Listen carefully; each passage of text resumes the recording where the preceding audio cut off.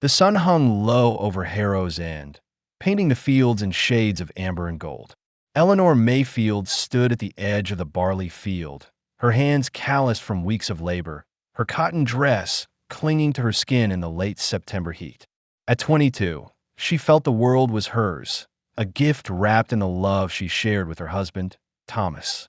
The farm they'd built together stretched before her, rows of barley swaying like a gentle sea, whispering promises of a bountiful harvest.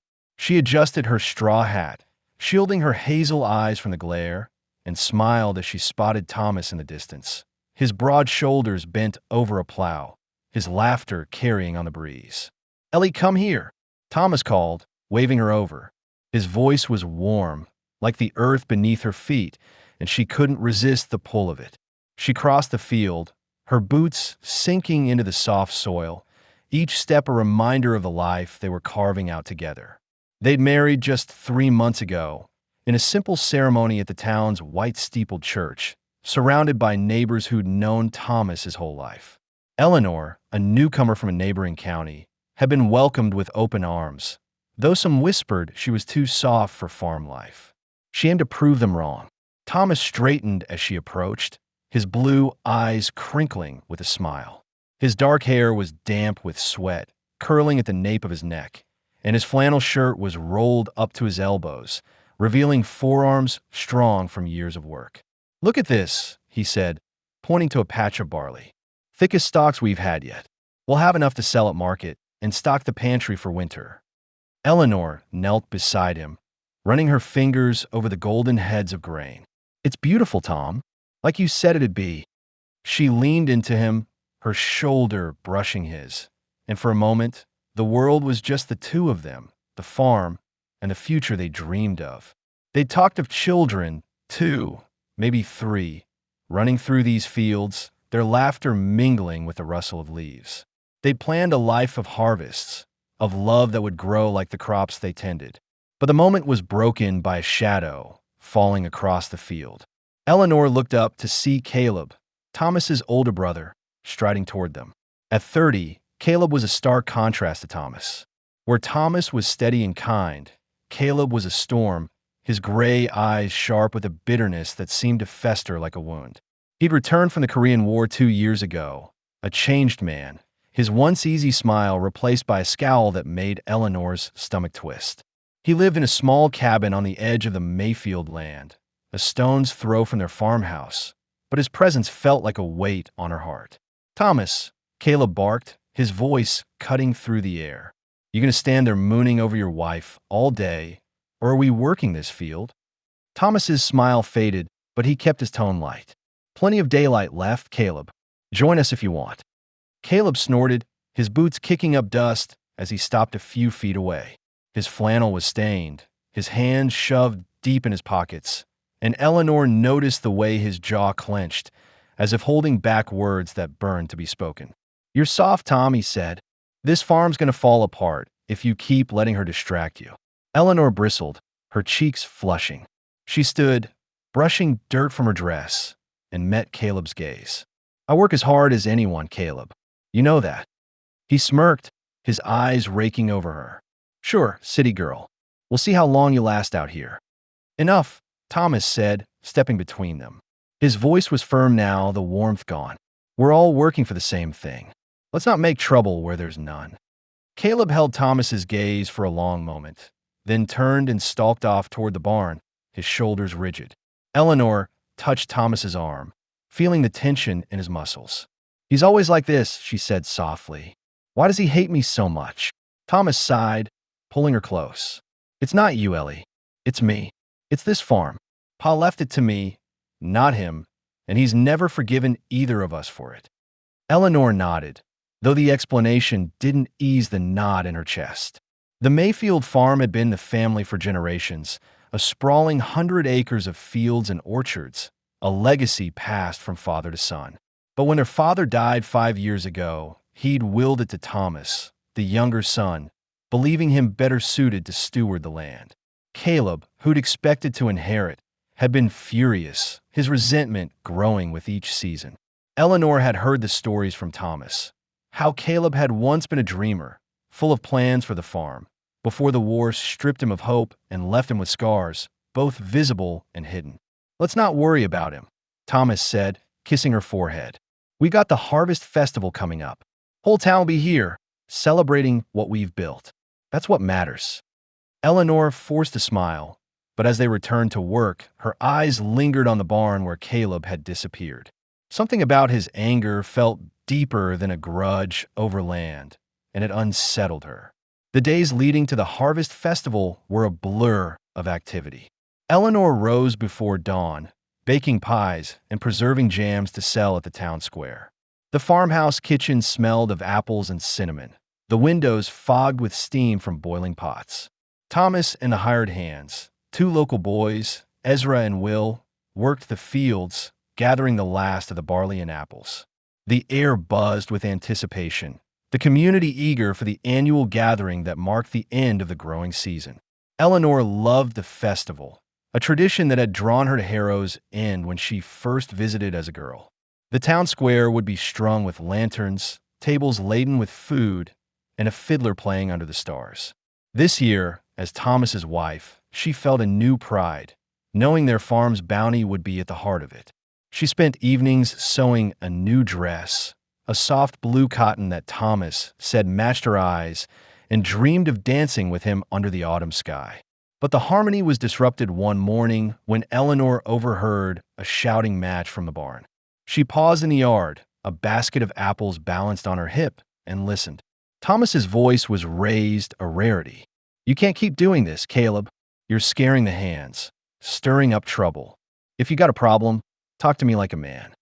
Caleb's reply was a low growl, but Eleanor caught fragments. "Think you're better than me. Pa was wrong. This land should have been mine." She crept closer, peering through the barn's cracked door. Caleb stood inches from Thomas, his fists clenched, his face red with rage. Thomas held his ground, but his eyes were weary, as if this argument was one of many. Eleanor stepped back, her heart pounding. She wanted to intervene, to defend Thomas, but fear held her in place. Caleb's temper was unpredictable, and she'd seen the way he looked at her sometimes, like she was an intruder in his world. She hurried back to the farmhouse, resolving to talk to Thomas later, away from Caleb's shadow. That night, as they lay in bed, the moonlight spilling through the window, Eleanor broached the subject. "Tom, what's going on with Caleb? I heard you in the barn today. He's scaring me." Thomas pulled her close, his arm strong around her. "He's angry, Ellie, but he's not dangerous. He's just lost, trying to find his place. I'll talk to him again, make things right." She wanted to believe him, but as she drifted to sleep, a chill settled over her. She dreamed of dark fields, of hands reaching from the shadows, and woke with a start, her heart racing. The festival arrived under a crisp, clear sky. The town square was alive with color. Red and gold leaves strewn across the cobblestones, tables piled with pumpkins, pies, and jars of preserves. Children darted through the crowd, their laughter mingling with the fiddler tune. Eleanor stood at her stall, selling jars of her apple jam, her smile bright despite the unease that lingered from her dream. Thomas was nearby, helping set up a hayride, his easy grin drawing folks to him like moths to a flame. As the sun dipped below the horizon, the lanterns glowed, casting a warm light over the square. Eleanor joined Thomas for a dance, his hands steady on her waist as they swayed to the music. "You're the prettiest thing here," he whispered, and she laughed, her worries melting in his warmth. But the joy was short-lived. As the night wore on, Thomas began to cough, a dry, hacking sound that made Eleanor frown. "You all right?" she asked, touching his forehead. He was warm, too warm. "Just a cold," he said, waving her off. Too much dust from the fields. She wasn't convinced. By the time they returned home, Thomas was pale, his breathing labored. Eleanor helped him to bed, her hands trembling as she brewed chamomile tea. But when she checked the tin where she kept the herbs, she found something unfamiliar, small, dark leaves mixed with the chamomile. Her stomach twisted. She hadn't bought those leaves, and Thomas rarely touched the kitchen stores. The next morning, Thomas was worse. His fever spiked, and his cough grew wet, rattling in his chest. Eleanor sent Ezra for Dr. Harlan, the town's only physician, a gruff man with kind eyes. He examined Thomas, his brow furrowing. "Pneumonia," he said. "Bad case. He needs rest, fluids, and medicine. I'll bring what I can." Eleanor nodded, her throat tight. She sat by Thomas's side, holding his hand, her mind racing. The strange herbs nagged at her. She slipped out to the kitchen, examining them under the lamplight. They smelled bitter, unlike anything she knew. Her thoughts turned to Caleb, who'd been seen with Maud, the town's herbalist, a woman known for remedies that sometimes did more harm than good. Days passed, and Thomas's condition deteriorated. Eleanor barely slept, tending to him through the night, her prayers mingling with tears. She confronted Caleb in the yard, her voice shaking. "Did you give him something? Those herbs in the tea, where'd they come from?" Caleb's eyes narrowed, his lip curling. "You accusing me of something, girl? Watch your mouth. Answer me," she demanded, stepping closer. "You've been angry with him for years. Did you do this?" He grabbed her arm, his grip bruising. "You don't know what you're talking about. Stay out of my way." Thomas died that night, his final breath a ragged whisper of her name. Eleanor held him, her sobs echoing in the quiet room. The world she'd built with him crumbled, leaving her hollow. At the funeral, the town gathered, their faces blurred through Eleanor's tears. Caleb stood apart, his expression unreadable. After the service, as mourners drifted away, Eleanor approached him, her grief fueling her courage. "I know you did this," she said, her voice low. "You poisoned him. I'll prove it." Caleb's face twisted, and before she could react, his fist struck her cheek. She fell, blood pooling in her mouth, the cold ground biting into her palms. "You'll regret that," he hissed, then walked away. Eleanor lay there, the taste of blood mingling with her tears. The pain in her face was nothing compared to the ache in her heart. But as she pushed herself up, resolve hardened within her. She would uncover the truth for Thomas, for their love. The harvest was over, but her fight was just beginning. The wind howled through Harrow's End, rattling the windows of the farmhouse where Eleanor Mayfield sat, alone, at the kitchen table. It was March 1966, 6 months since Thomas's death, and the silence of the house was a weight she couldn't shake. At 23, she felt decades older, her hazel eyes dulled by grief, her hands rough from work she'd once shared with her husband. The farm, their dream, stretched beyond the frost-covered windows, but it felt more like a burden now, a reminder of what she'd lost. The barley fields lay fallow, the orchard untended, and the barn stood like a sentinel of her failure.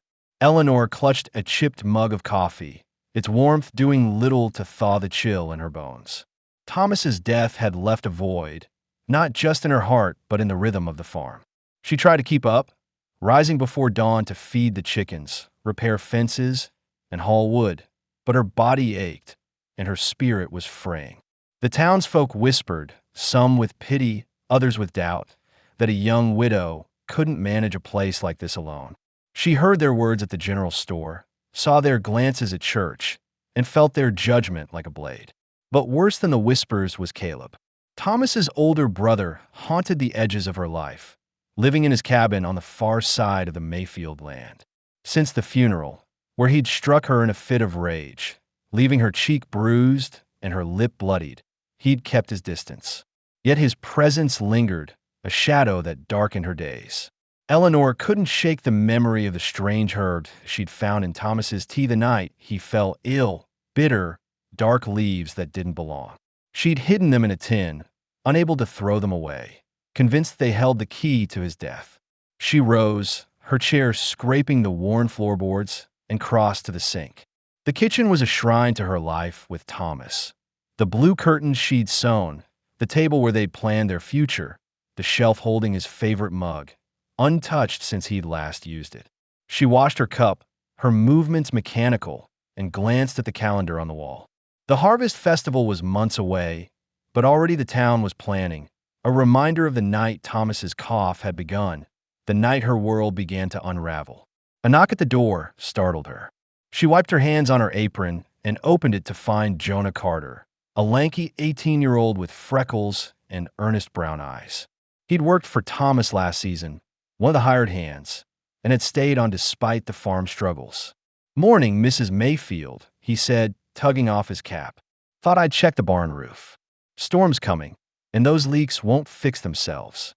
Eleanor managed a smile. "You don't have to call me Mrs. Mayfield, Jonah. Eleanor's fine, and thank you. I don't know what I'd do without you." He blushed, scuffing his boot on the porch. "Just doing my part. Thomas would have wanted me to." The mention of Thomas stung, but Jonah's loyalty was a balm. She nodded, stepping aside. "There's coffee if you want some.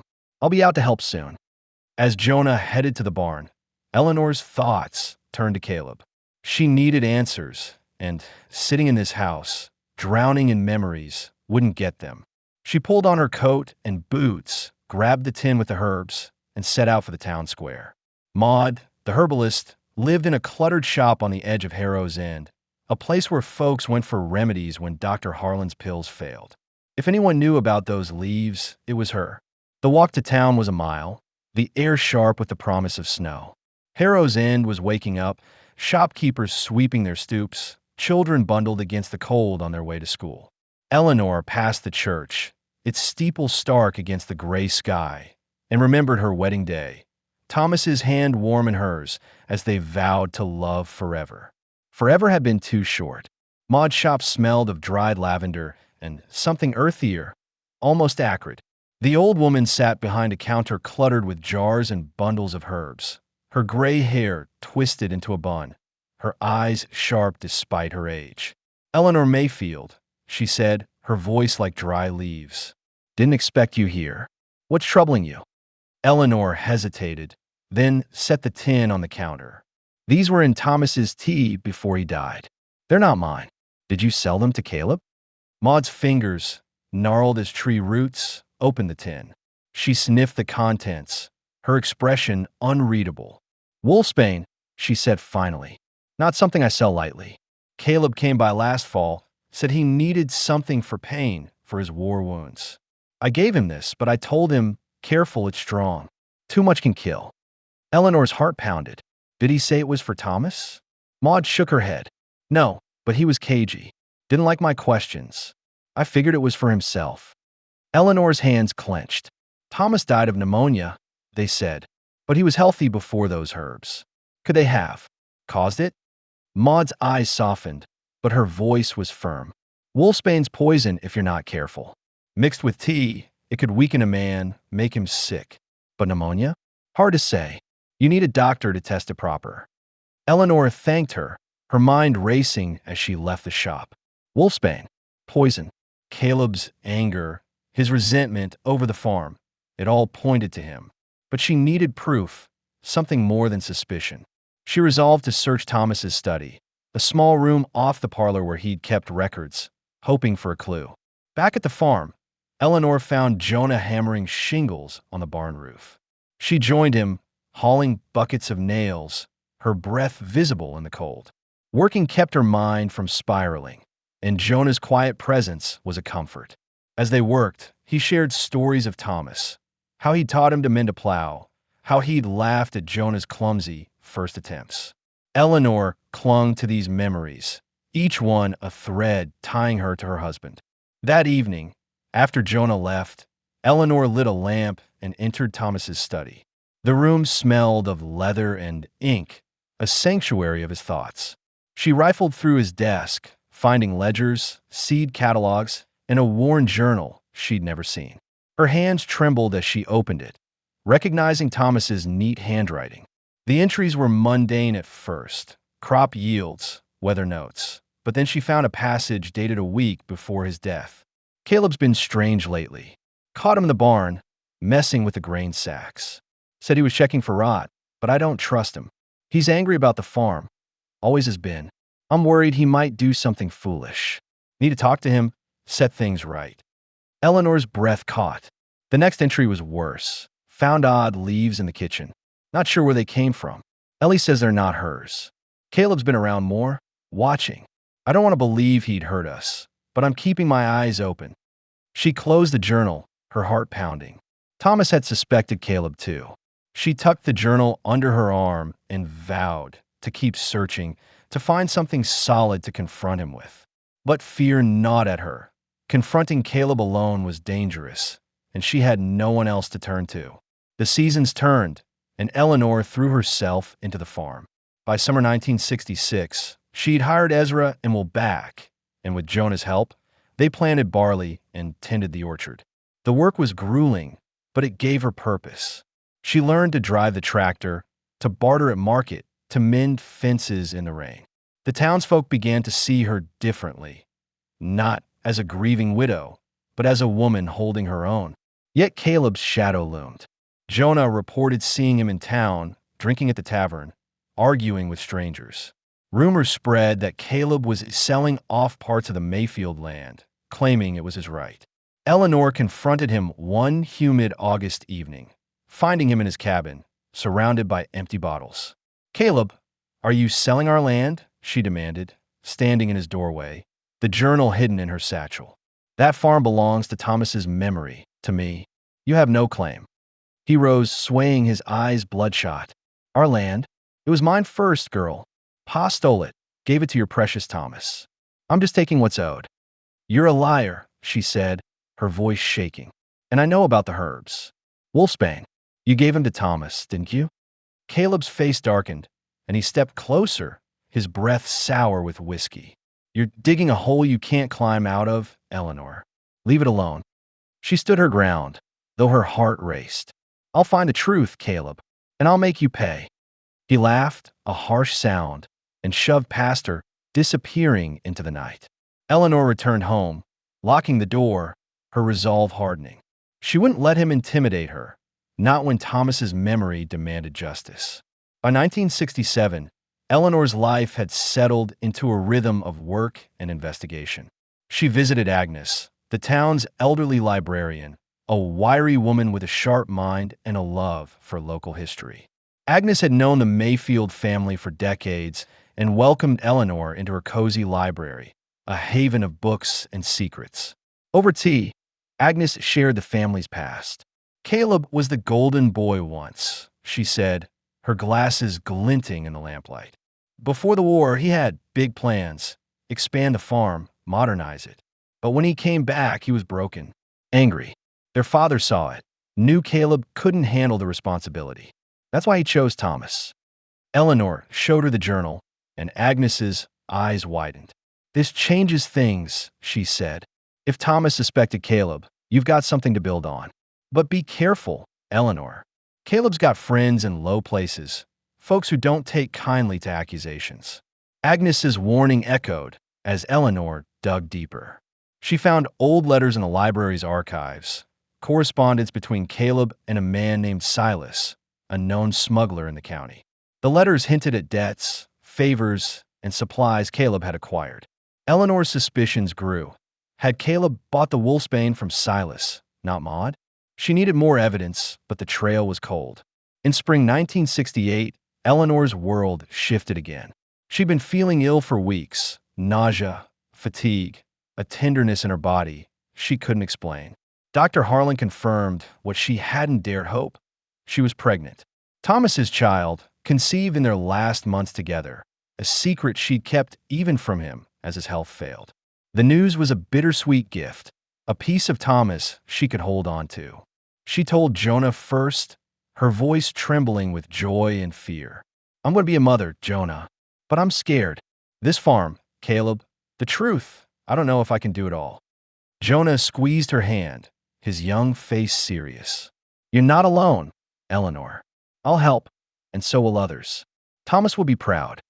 The pregnancy gave her new strength, but also new fears. Caleb's threats felt more dangerous now, with a child to protect. She hid the journal and letters in a locked box under her bed, vowing to keep her baby safe. By 1970, the farm was surviving, though barely. Eleanor, now 27, was visibly pregnant, her belly round under her work dress. Lila, as she'd named the child in her heart, was due in late summer. The townsfolk rallied around her, bringing meals, offering labor, but Caleb's influence lingered. Jonah reported seeing him with Silas, exchanging money in a back alley.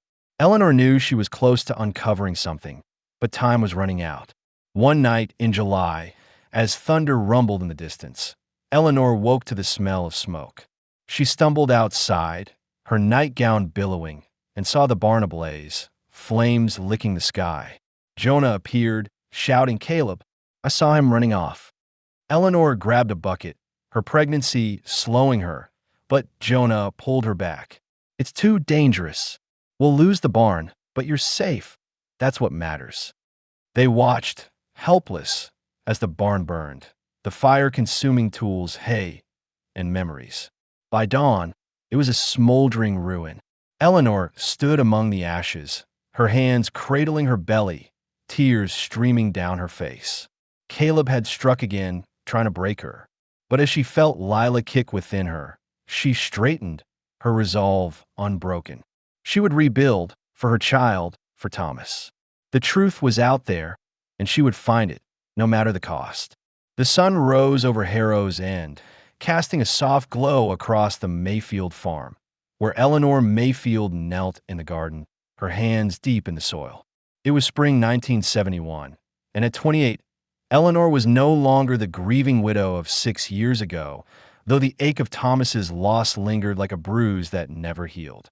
Her daughter, Lila, born in the summer of 1970, was her light, a chubby, bright-eyed girl of 9 months who babbled from a blanket nearby, her tiny fingers clutching a daisy. Eleanor glanced at her, a smile breaking through her weariness, and brushed dirt from her hands.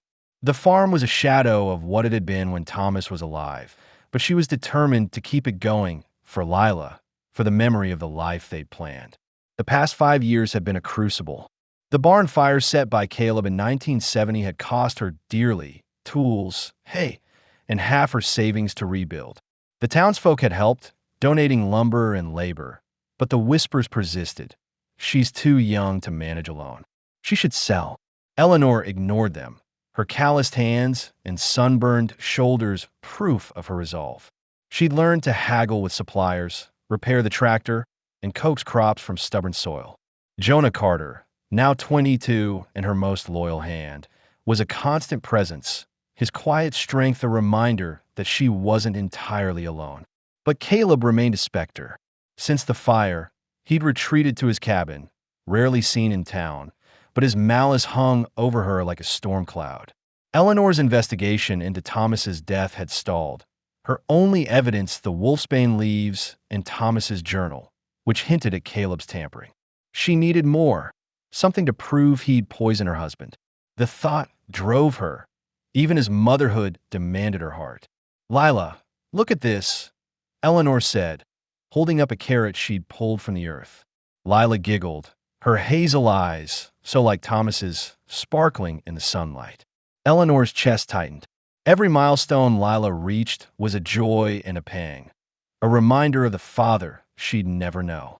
She vowed to tell Lila about Thomas, to keep his memory alive, but the truth of his death was a burden she carried alone. Jonah appeared at the garden's edge, his flannel shirt dusty from hauling firewood. "Morning, Eleanor. Got the fences mended on the north side. Want me to start on the orchard?" She nodded, grateful. "Thanks, Jonah. I'll be there soon. Just need to get Lila settled." He crouched beside Lila, tickling her chin, and she squealed with delight. "She's getting bigger every day," he said, his voice warm. "You're doing right by her." Eleanor's throat tightened. "I hope so. Some days, I don't know if I'm enough."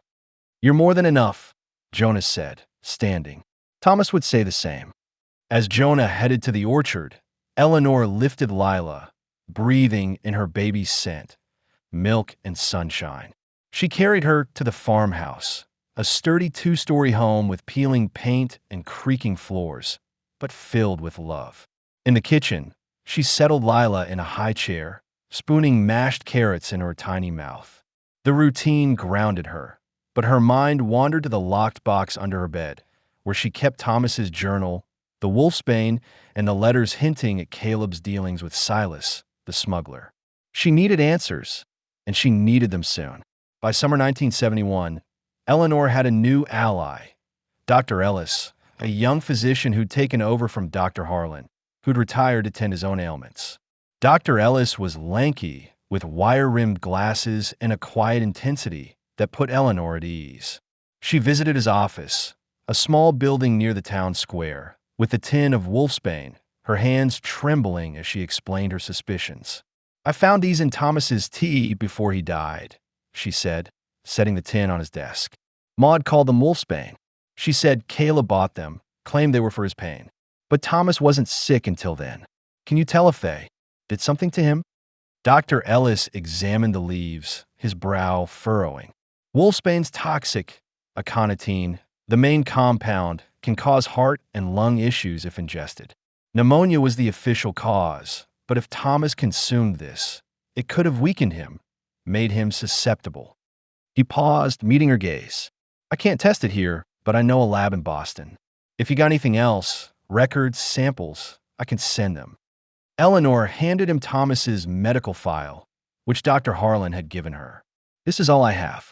Please, tell me what you find." He nodded, his expression serious. "This is delicate, Eleanor. Accusing Caleb without proof could backfire. He's got friends in town, folks who owe him favors." She knew he was right. Caleb's influence, though diminished, lingered. She'd heard he'd been seen at the tavern, drinking with rough men from out of town, and Jonah had spotted him arguing with Silas near the river. Eleanor thanked Dr. Ellis and left, her resolve strengthened. She wouldn't confront Caleb yet, not without evidence, but she'd keep digging. The years passed in a blur of motherhood and labor. By 1973, Lila was 3, a whirlwind of curly brown hair and endless questions. "Mama, why is the sky so big?" she'd ask, toddling through the fields. Or "Who's the man in the picture?" pointing to Thomas's photo on the mantel. Eleanor answered with stories, painting Thomas as a hero who loved the land, loved her, loved the daughter he'd never met. She shielded Lila from the darker truth, but the weight of it grew heavier. The farm was surviving, thanks to Jonah's help and Eleanor's grit. She'd rebuilt the barn, smaller but functional, and the orchard was yielding apples again. At market, her jams and pies sold well, earning her a reputation as a woman who wouldn't break. But money was tight, and Caleb's actions were a constant threat. Jonah reported that Caleb had been selling timber from the farm's back acres, claiming it was his share. Eleanor confronted him at his cabin, her anger outweighing her fear. "Caleb, stop it," she said, standing in his doorway, Lila balanced on her hip. "That land's mine, Lila's. You've no right." He leaned against the doorframe, his gray eyes cold. "You're living on borrowed time, Eleanor. This farm should have been mine. You and that brat are just in the way." Lila whimpered, sensing the tension, and Eleanor tightened her grip. "Threaten my daughter again, and you'll regret it," she said, her voice low. "I know what you did to Thomas. I'm not stopping until the truth comes out." Caleb's smirk faded, and for a moment, she saw fear in his eyes. He slammed the door, leaving her shaking but determined. She wouldn't let him win. By 1975, Lila was 5, starting school in Harrow's End. Eleanor walked her to the one-room schoolhouse each morning, her heart swelling as Lila skipped ahead, her backpack bouncing. But the joy was tempered by worry. Caleb's threats had escalated.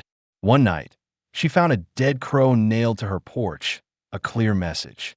She didn't tell Lila, but she sent her to stay with Agnes, the librarian, for a week, needing her safe.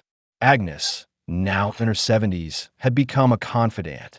Over tea in her cluttered library, Eleanor shared her fears.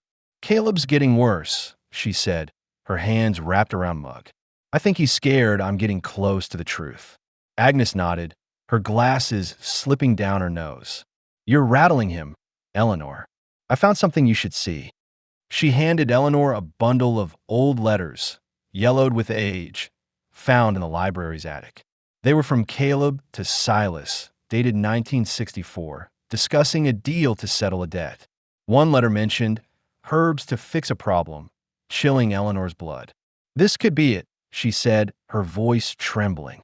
"If these herbs were wolfsbane, it proves he meant to harm Thomas." "It's not enough for a court," Agnes cautioned. "But it's a start. Keep them safe, and keep Lila safer. Eleanor hid the letters in her locked box, her determination growing. She wrote to Dr. Ellis, who'd sent Thomas's file to Boston. His reply came weeks later. The lab confirmed traces of aconitine in Thomas's blood samples, preserved by Dr. Harlan's meticulous records. It wasn't definitive proof of murder, but it was damning. Eleanor's heart raced. She was closer than ever, but Caleb was a cornered animal, and that made him dangerous. In 1977, Lila was 7, a bright girl who loved drawing and helping in the garden. Eleanor taught her to plant seeds, telling her, "This is your daddy's land, Lila. He loved it, and now it's yours." Lila's questions about Thomas grew sharper, and Eleanor shared more, careful to keep the darkest parts hidden. But one day, Lila overheard Jonah talking about Caleb's threats and asked, "Mama, why does Uncle Caleb hate us?" Eleanor knelt, her heart breaking. "He's angry about things that happened a long time ago, sweetheart. But I won't let him hurt you. I promise." That promise became her vow, etched into her soul. She doubled her efforts, visiting the sheriff, an old friend of Caleb's named Roy. He listened to her evidence, journal, letters, lab results, but shook his head. "It's not enough, Eleanor. Caleb's a mess, but he's not a killer. Let go." She couldn't. Not when Lila's safety was at stake. She began locking the farmhouse doors at night, a habit she'd never needed before. By 1980, Eleanor was 37, her face lined from years of toil, but her spirit unyielding. Lila, now 10, was her reason to keep going. The farm was stable, though never prosperous, and the community respected her strength. Dr. Ellis had become a friend, checking on Lila's health and updating Eleanor on the investigation. He'd found a retired coroner willing to review Thomas's case, but progress was slow. Caleb, meanwhile, had become a recluse, his cabin a wreck of broken bottles and neglect. But his anger hadn't faded. One night, as Eleanor tucked Lila into bed, she heard a crash outside. She grabbed a flashlight and ran out, finding Caleb in the orchard, a knife in hand, slashing at the apple trees. "Stop!" she shouted, her voice carrying over the wind. "You're destroying everything Thomas loved." Caleb turned, his face twisted with rage. "You're the one destroying things, digging up the past. You'll pay for it, Eleanor." He lunged, the knife gleaming, and Eleanor stumbled back, her heart pounding. Jonah appeared, tackling Caleb to the ground, the knife skidding into the dirt. "Get out!" Jonah roared, pinning Caleb. "You come near her again, and you'll answer to me." Caleb scrambled up, spitting curses, and fled into the night. Eleanor collapsed, trembling, as Jonah helped her to her feet. "You're okay," he said, his voice steady. "I've got you." But she wasn't okay. The orchard was damaged, and Caleb's threat echoed in her mind. She sent Lila to Agnes's again, refusing to let her daughter be a target. Standing in a ruined orchard, Eleanor made a vow. She would protect Lila, rebuild the farm, and bring Caleb to justice, no matter how long it took. The truth was closer, and she wouldn't stop until it was hers. The frost of early 1981 glittered on the fields of the Mayfield farm, where Eleanor Mayfield, now 38, stood in the orchard pruning apple trees under a pale winter sky. Her breath puffed in the cold, her hands steady despite the ache in her joints from years of labor. The farm, battered but enduring, was a testament to her grit, a legacy she held for her daughter, Lila, now 11 and bursting with the curiosity of youth. Eleanor's hazel eyes, once bright with the dreams of a young bride, carried the weight of loss and determination. Thomas, her husband, had been gone 16 years, his death a wound that refused to heal, fueled by her belief that his brother, Caleb, had poisoned him with wolfsbane. The farmhouse, its paint chipped but its heart warm, stood behind her, a sanctuary for her and Lila. Inside, Lila was sprawled at the kitchen table, sketching wildflowers in a notebook, her brown curls falling over her face. Eleanor smiled, watching through the window, her heart swelling with love. Lila was her reason to keep going, but the shadow of Caleb lingered, a constant threat. Since his attack in the orchard 3 years ago, He'd grown quieter, his cabin a dark speck on the horizon, but Eleanor knew better than to trust his silence. Her investigation into Thomas's death had grown into an obsession, a fire that burned alongside her love for Lila. Jonah Carter, now 26 and a fixture on the farm, approached, his boots crunching on the frozen ground. "Morning, Eleanor," he said, his freckled face serious. "Found another fence down on the east side. Looks like someone cut it. Caleb's work, I'd bet." Eleanor's jaw tightened. "He's still at it, isn't he? Trying to wear me down." Jonah nodded, his brown eyes steady. "I'll fix it, but you need to be careful. He's been in town, talking to folks, spreading stories about you being unstable." Eleanor's hands clenched around the pruning shears. Caleb's rumors were a new tactic, a way to isolate her. The town of Harrow's End had rallied around her after the barn fire and the orchard attack, but some still saw her as an outsider, a city girl who'd married into their world. "Let him talk," she said. "I've got truth on my side, and I'm not stopping." Jonah hesitated, then said, "You've got me, too. And Lila. Don't forget that." She softened, grateful for his loyalty. "I know, Jonah. Thank you." As he headed to mend the fence, Eleanor returned to the farmhouse, her mind churning. The locked box under her bed held her evidence. Thomas's journal, the wolfsbane leaves, letters between Caleb and Silas, the smuggler, and Dr. Ellis's lab report confirming aconitine in Thomas's blood. It was enough to raise suspicion, but not to convict. She needed more, and she needed help. In spring 1981, a new face arrived in Harrow's End. Margaret Wells, a young lawyer fresh from Boston, hired by the town to handle property disputes. Margaret was sharp, with short black hair and a no-nonsense demeanor that reminded Eleanor of herself at 22. They met at the general store, where Margaret was buying coffee, her city accent drawing stares. Eleanor introduced herself, sensing an opportunity. "You're the one fighting to keep the Mayfield farm," Margaret said, her green eyes appraising. "I've heard about you. Folks say you're stubborn as a mule." Eleanor laughed, a rare sound.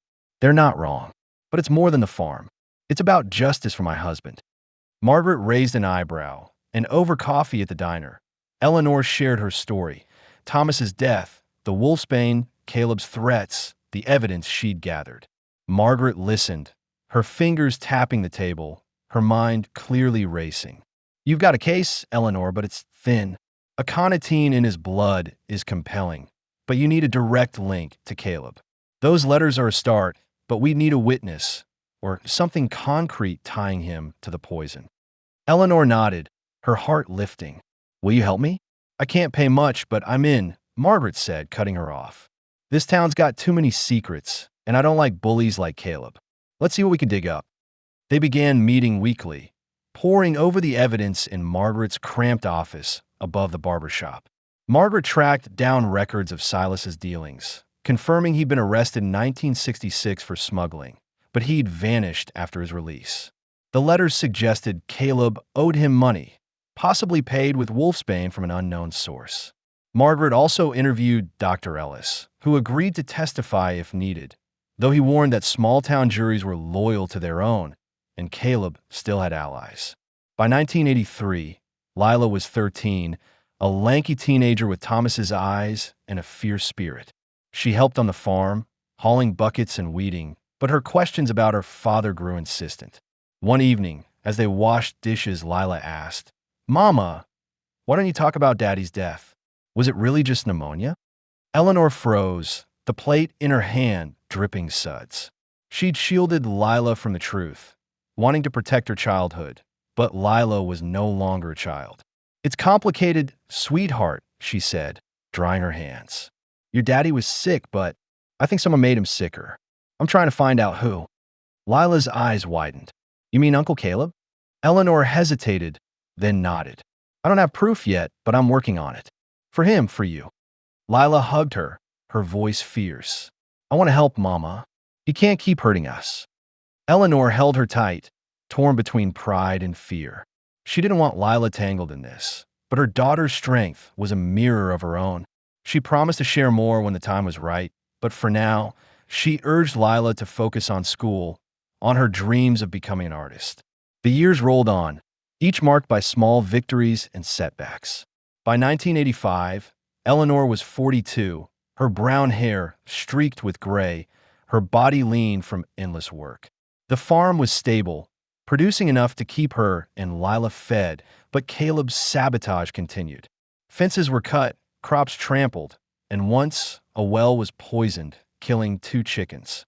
Eleanor reported each incident to Sheriff Roy, but he dismissed them as pranks, his loyalty to Caleb unshaken. Margaret, however, was relentless. In 1987, she found a lead, a former associate of Silas, a man named Amos, now living in a nearby town. Eleanor and Margaret drove to meet him, Lila staying with Agnes for safety.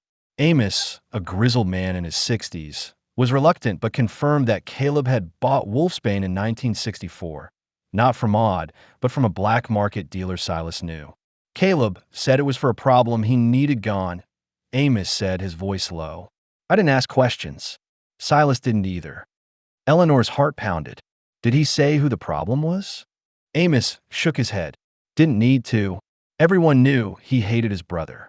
It was the strongest evidence yet, but Amos refused to testify, fearing retaliation. Margaret promised to keep looking, but Eleanor felt the clock ticking. Caleb's rumors had grown vicious, painting her as a paranoid widow chasing ghosts.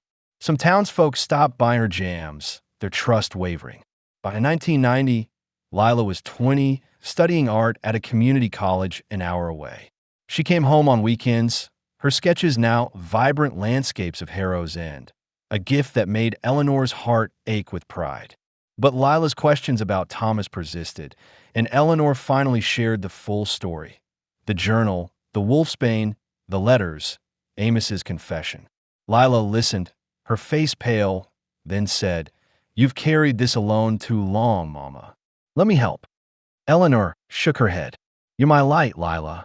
I need you safe, not fighting my battles." But Lila was stubborn, like her mother. She began asking questions in town, discreetly, and learned that Caleb had been seen with a new group of men, possibly tied to his old smuggling contacts. Eleanor worried, but Lila's determination was a spark, reigniting her own. In 1995, Eleanor was 52, her body slower, but her spirit fierce. The farm was thriving, thanks to Lila's help and Jonah's steadfast presence. Margaret had built a case, combining Amos's statement, the lab results, and new records showing Caleb's debts to Silas. They were ready to file charges, but Caleb's health was failing. Years of drinking had taken their toll. Eleanor hoped to confront him before it was too late. One night, she found a note slipped under her door, written in Caleb's scrawl, "You'll never win." The next morning, his cabin was empty, his belongings gone. The town buzzed with rumors. He'd fled to avoid arrest, or joined his smuggling friends, or simply vanished into the mountains. Eleanor felt a mix of relief and frustration. Without Caleb, justice seemed out of reach. By 2000, Eleanor was 58, her hair fully gray, her hands gnarled but strong. Lila, now 30, was married to a kind teacher named Daniel, and they lived in Harrow's End, expecting their first child. The farm was a community hub, hosting markets and festivals, a symbol of Eleanor's resilience. The townsfolk had rallied around her, shamed by their earlier doubts, and helped rebuild the orchard, plant new fields, and repair the farmhouse. Margaret, now a respected attorney, continued the case, though Caleb's disappearance stalled it. Eleanor visited Thomas's grave, a quiet spot under an oak, and spoke to him as she often did. "I'm close, Tom," she whispered. "I've got Lila, the farm, and a chance at the truth. I won't give up."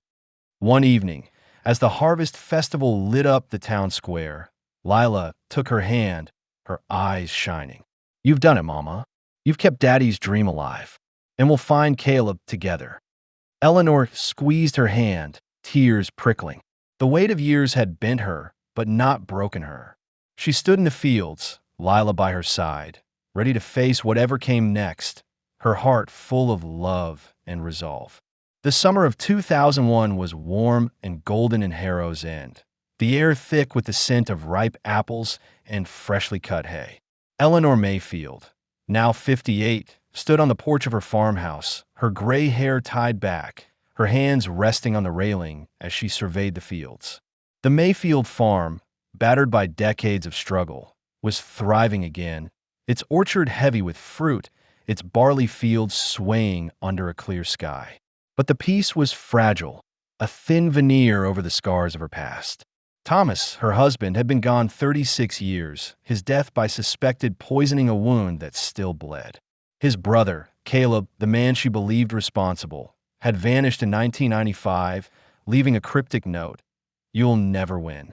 Eleanor's daughter, Lila, now 31, lived nearby with her husband, Daniel, and their newborn son, Thomas, named for the grandfather he'd never know. Lila's presence was a balm, her laughter echoing in the farmhouse where Eleanor raised her alone. But the quest for justice consumed Eleanor, a fire that burned alongside her love for her family. She'd gathered evidence over the years: Thomas's journal, the wolfsbane leaves, letters tying Caleb to a smuggler named Silas, and a lab report confirming aconitine in Thomas's blood. With the help of Margaret Wells, the lawyer who'd become a friend, she was close to proving Caleb's guilt. Yet his disappearance had stalled her efforts, leaving her in limbo. Inside, Lila sat at the kitchen table, nursing baby Thomas, her brown curls framing a face that mirrored Eleanor's at that age. "Mama, you're staring at the fields again," Lila said, her voice gentle. "What's on your mind?" Eleanor smiled, crossing to stroke her grandson's cheek. "Just thinking about your daddy. This farm was his dream, and I'm keeping alive for him for you." Lila's eyes softened, but there was worry there. "You've been fighting for him my whole life. I'm proud of you, but don't let it take you away from us." Eleanor nodded, her throat tight. Lila had grown up knowing the truth about Thomas's death, and at 20, she'd vowed to help. Now, as a mother, she urged Eleanor to find peace, to let go of the past. But Eleanor couldn't, not yet, not until Caleb faced justice. A knock at the door interrupted her thoughts. Jonah Carter, now 42, stood there, his freckled face lined from years of farm work. "Eleanor, you need to hear this," he said, his voice urgent. "Caleb's back. Spotted him at the tavern last night, looking like death but talking big, saying he's here to make things right." Eleanor's heart stuttered. "Right? After what he did? Where's he now?" "His cabin," Jonas said. "But folks say he's frail, maybe sick. If you're going to confront him, now's the time, but be careful." Eleanor thanked him, her mind racing. Caleb's return was a chance, perhaps her last, to get answers. She called Margaret, who agreed to meet her at the farmhouse that evening. As she waited, Eleanor pulled the locked box from under her bed, spreading its contents on the table: the journal, the letters, the lab report. Each piece was a shard of her pain, a step toward the truth. Margaret arrived, her black hair now streaked with silver, her green eyes sharp as ever. "If Caleb's back, we move fast," she said, reviewing the evidence. "We've got enough for a civil case, maybe criminal if we find a witness, but we need to know what he's planning." Eleanor nodded, her resolve hardening. "He's not here to make things right. He's here to stop me." By fall 2001, Caleb's presence stirred Harrow's in like a storm. He was a shadow of the man he'd been, his body gaunt, his gray eyes clouded, but his tongue was still sharp. At the general store, he told anyone who'd listened that he'd been wronged, that Eleanor had driven him away with lies. Some believed him, old loyalties lingering, but others, loyal to Eleanor, reported his words to her. She felt the town dividing, the weight of years pressing down. Lila, protective and fierce, insisted on being involved. "I'm not a kid anymore, Mama," she said, her voice firm. "If Caleb's back, he's a threat to all of us. Let me help." Eleanor relented, sharing the plan she and Margaret were forming. A town meeting to present the evidence, to force Caleb into the open. They'd invite the community, the sheriff, even Dr. Ellis, who'd agreed to testify about the lab results. Lila suggested posting flyers, rallying support, and Eleanor marveled at her daughter's strength, a mirror of her own. The meeting was set for November in the town hall, a squat building with creaking floors and a potbelly stove. Eleanor spent weeks preparing, her hands trembling as she organized her evidence. She visited Thomas's grave, under the oak where he'd proposed, and spoke to him. "I'm close, Tom," she whispered. "I'll make this right for you, for Lila." The night of the meeting, the hall was packed, the air thick with tension. Eleanor stood at the front, Margaret by her side, Lila in the front row with Daniel and baby Thomas. Sheriff Roy, now gray and stooped, sat near the back, his face unreadable. Caleb was there, slumped in a corner, his eyes fixed on Eleanor. Margaret opened, her voice clear. "We're here to discuss a tragedy, Thomas Mayfield's death in 1965. Eleanor has evidence suggesting it wasn't just pneumonia, but poison administered by someone close." Eleanor took the floor, her voice steady despite her pounding heart. She held up Thomas's journal, reading his suspicions about Caleb. She showed the wolfsbane leaves, explained the lab results, and read the letters tying Caleb to Silas. Gasps rippled through the crowd. Dr. Ellis spoke, confirming the aconitine findings, and Margaret presented Amos's statement, though he'd refused to appear. Caleb stood, his voice raspy but defiant. "Lies. She's been after me for years, twisting the truth. I love my brother. I never hurt him. Loved him." Eleanor shot back, her anger flaring. "You hated him for getting the farm, for having a life you couldn't. You bought wolfsbane, Caleb. You put it in his tea." The crowd murmured, some nodding, others skeptical. Sheriff Roy stood, his voice gruff. "This is serious, Eleanor. You've got evidence, but it's old. Caleb, what do you say?" Caleb's eyes darted. Then he spoke, his voice breaking. "I bought the herbs, yes, for my pain. But I didn't mean to kill him. If they got in his tea, it was an accident. I swear it." Eleanor's breath caught. It was the closest he'd come to a confession, but it wasn't enough. The meeting ended in chaos, the town divided, some calling for Caleb's arrest, others defending him. Eleanor left, her heart heavy, but her resolve unbroken. By 2005, Eleanor was 62, her body slower, but her spirit fierce. Lila and Daniel had a second child, a daughter named Rose, and the farmhouse was alive with their laughter. The farm thrived, a community hub where neighbors gathered for harvests and festivals. But Caleb's confession gnawed at Eleanor. An accident? She didn't believe it, not after his threats, his attacks. Margaret pushed forward, filing a civil suit for wrongful death, hoping to force Caleb to testify under oath. They found a new witness, a retired sheriff's deputy named Clara, who'd overheard Caleb boasting about fixing Thomas in 1965. Clara's testimony strengthened the case, but Caleb's health was failing, delaying proceedings. He'd moved to a boarding house in town, too weak to live alone, but his eyes still burned with defiance when Eleanor passed him in the street. In 2010, at 67, Eleanor faced a new challenge, her own health. A cough lingered, and Dr. Ellis diagnosed early arthritis and fatigue from years of strain. "You need to slow down," he said, his glasses glinting with concern. "This fight's taking a toll." "I can't stop," Eleanor said. "Not until he's held accountable." Lila, now 40, was her rock, helping with the farm and the case. She and Daniel organized fundraisers to cover legal costs, rallying the community. Eleanor marveled at their strength, but guilt gnawed at her. Had her quest stolen time from her family? In 2015, a breakthrough came. Margaret found a record of a payment Caleb made to Silas in 1964, labeled Herbs for Tea. It was the link they needed